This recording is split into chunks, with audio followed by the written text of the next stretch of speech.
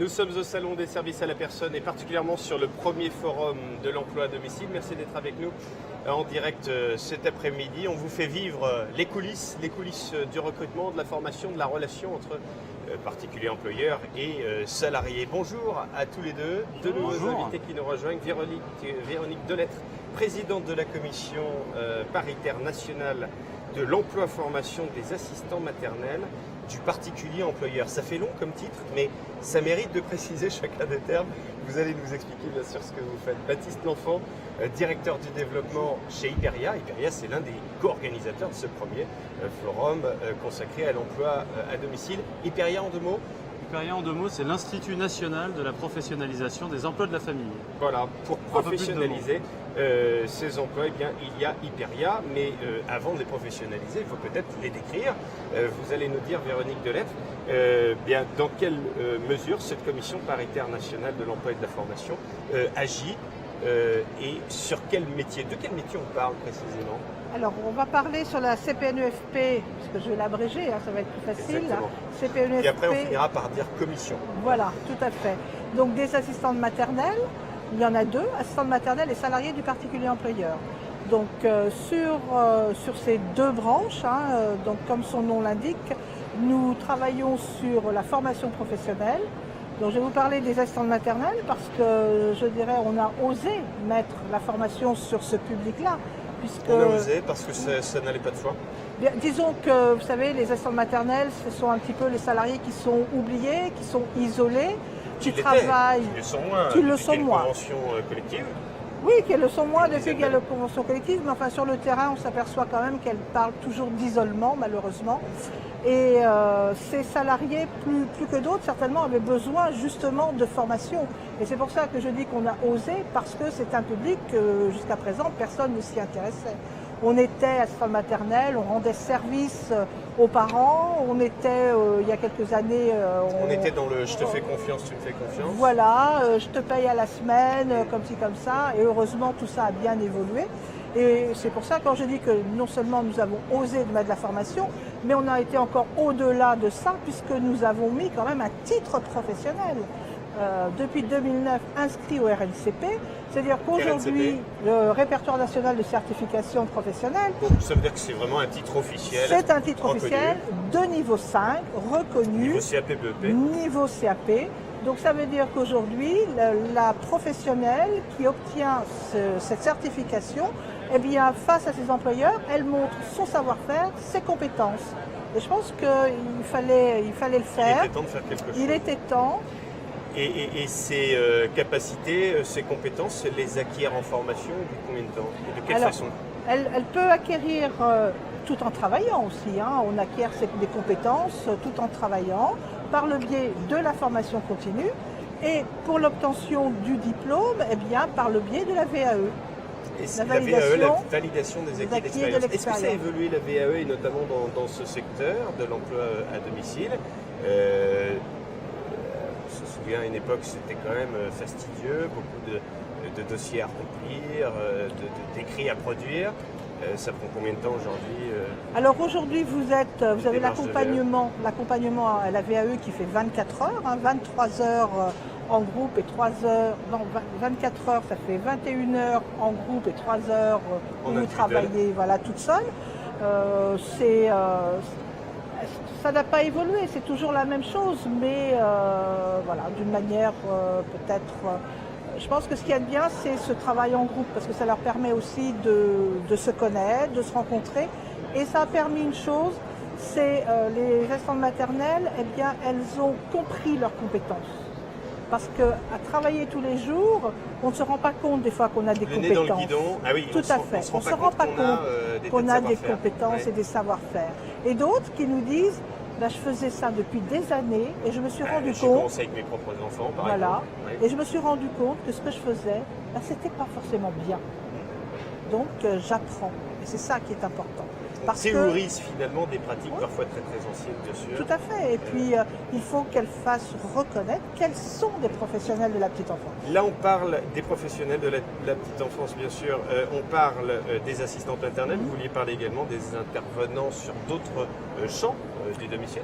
Alors, les salariés du particulier employeur qui, eux, travaillent donc au domicile de l'employeur, c'est-à-dire les gardes d'enfants, l'employé familial et l'assistante de vie dépendance, eh bien, elles aussi, elles ont droit à la formation continue et à des diplômes comme le diplôme d'employé familial ou l'assistante de vie dépendante. Est-ce que la légitimité d'intervention avait les mêmes caractéristiques que celles qu'on vient d'évoquer avec les assistantes maternelles?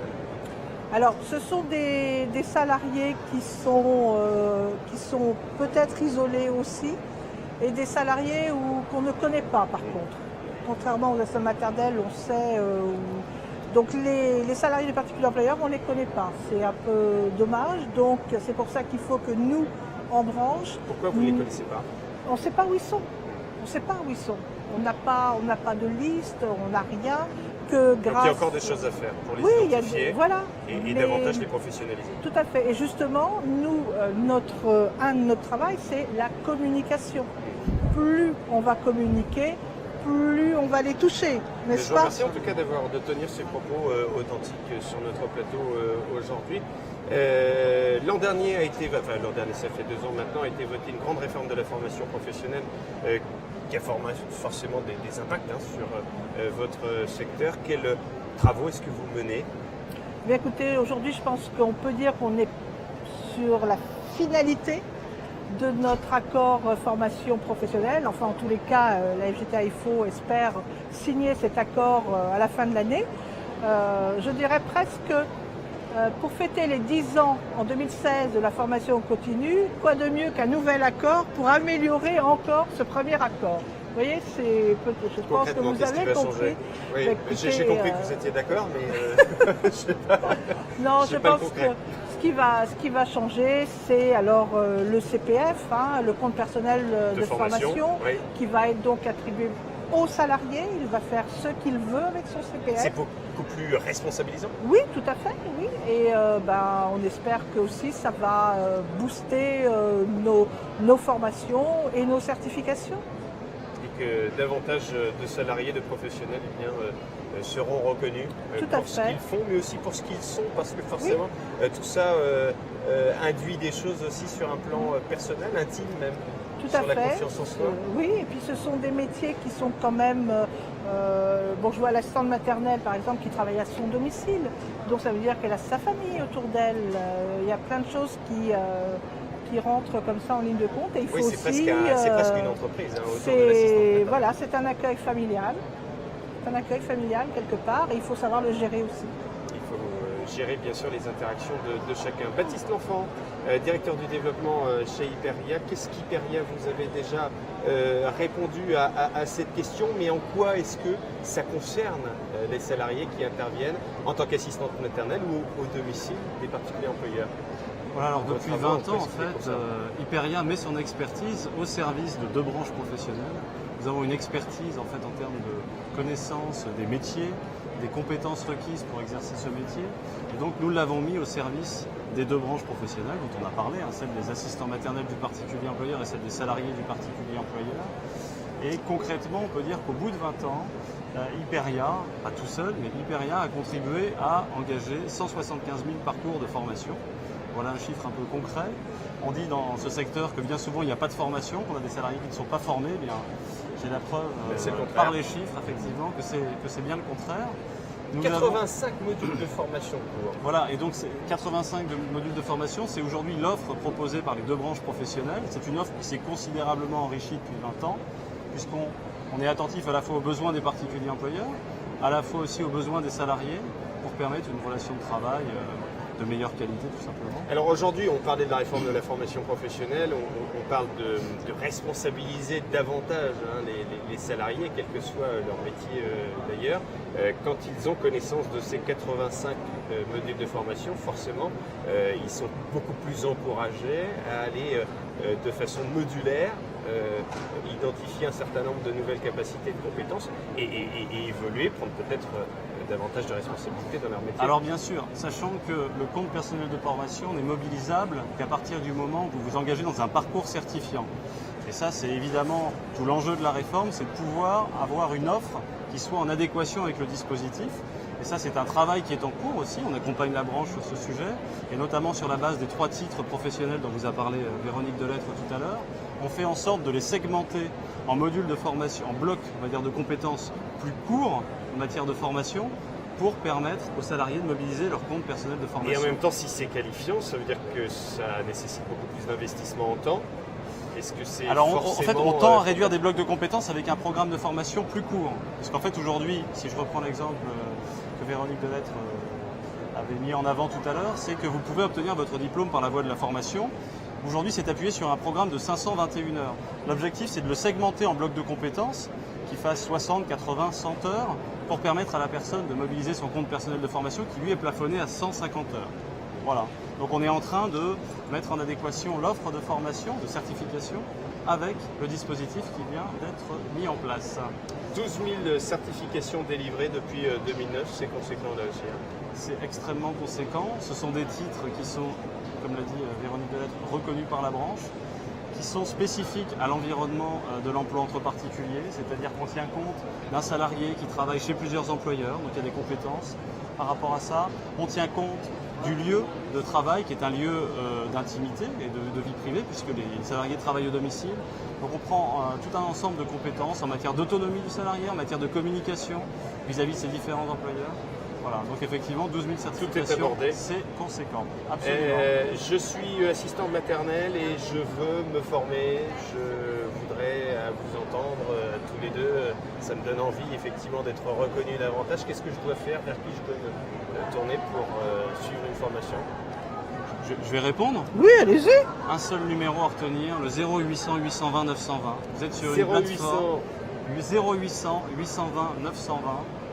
Et là, on vous répond. On tombe sur qui? C'est une plateforme qu'Hyperia a mis en place. On tombe sur Michel qui vous renseigne? Non, vous tombez sur des personnes. Ce sont des femmes d'ailleurs derrière ce téléphone. Qui en l'occurrence ont la connaissance bien sûr. Voilà, territoire vos par conseils vous territoire. accompagnent et font en sorte que votre projet de formation se réalise, puisque aussi une des grandes difficultés dans ce secteur, c'est que la plupart, voire presque l'intégralité des demandes en formation sont des demandes isolées. Comme l'a dit Véronique Delettre, décidément je vous cite beaucoup. On est sur des gens qui... Vous devriez dire comme la philosophe Absolument. On est sur des gens qui n'ont pas d'entreprise, pas de structure, donc leurs demandes sont isolées. Donc notre objectif, c'est de rassembler ces demandes pour constituer un groupe de formation. Voilà. Une nouveauté pour terminer, Baptiste L'Enfant, les relais assistants de vie ont vu le jour assez récemment. Est-ce que c'est le corollaire des relais d'assistantes maternelles? Alors pas du tout. Alors d'abord, maintenant ça commence à être un peu ancien, ça date de 2007, mais on va dire que depuis 3 ans, ça commence à tourner de manière un peu plus massive. Vous avez atteint votre rythme de croisière. Absolument, même s'il y a encore beaucoup de départements à couvrir. Aujourd'hui, c'est un dispositif qui est proposé dans 28 départements. Et c'est un programme de formation. En fait, au départ, et je reviens sur ce que je disais tout à l'heure, c'était pour rompre l'isolement professionnel des salariés, leur permettre de se rassembler, faire en sorte qu'ils se reconnaissent comme professionnels. Et quelque part, c'est un tremplin vers la formation, un peu plus classique. Donc pendant ces 15 heures, puisque ça dure 15 heures, ce sont des cycles de 3 heures, 5 cycles de 3 heures, vous échangez sur des pratiques, sur des situations vécues, et vous essayez de trouver des réponses ensemble, le tout avec un animateur et qui peut faire intervenir des intervenants experts sur tel ou tel domaine. Voilà. Donc et ça, c'est une... renseigner de façon très précise et ponctuelle sur un certain nombre de thématiques. Mais on ne peut pas dire que c'est le pendant des relais assistants maternels, c'est clair. Oui, c'est un programme de professionnalisation, plus que de formation, avec un objectif derrière d'envoyer aussi les gens en formation, afin qu'ils puissent savoir qu'ils ont des droits à la formation. Et ça permet aussi d'être dans des zones qui sont un peu plus rurales. Voilà. Merci à tous les deux. Véronique Delettre, présidente de la commission paritaire nationale de l'emploi formation des assistantes maternelles, je l'ai dit sans virgule. Baptiste L'Enfant, directeur du développement de Hyperia. Le numéro de téléphone à retenir 0800 820 920, 0800 820 920. Numéro gratuit. numéro gratuit, numéro vert, si vous souhaitez vous renseigner sur les formations qui existent, les modules qui vous permettront d'être bien sûr plus compétent et d'être reconnu dans votre posture professionnelle. C'est le numéro à composer. A tout de suite pour d'autres plateaux, d'autres interviews, notamment avec des collègues à vous, Baptiste L'Enfant, Nadège Turco. Dans un instant, on va parler d'attractivité. Merci.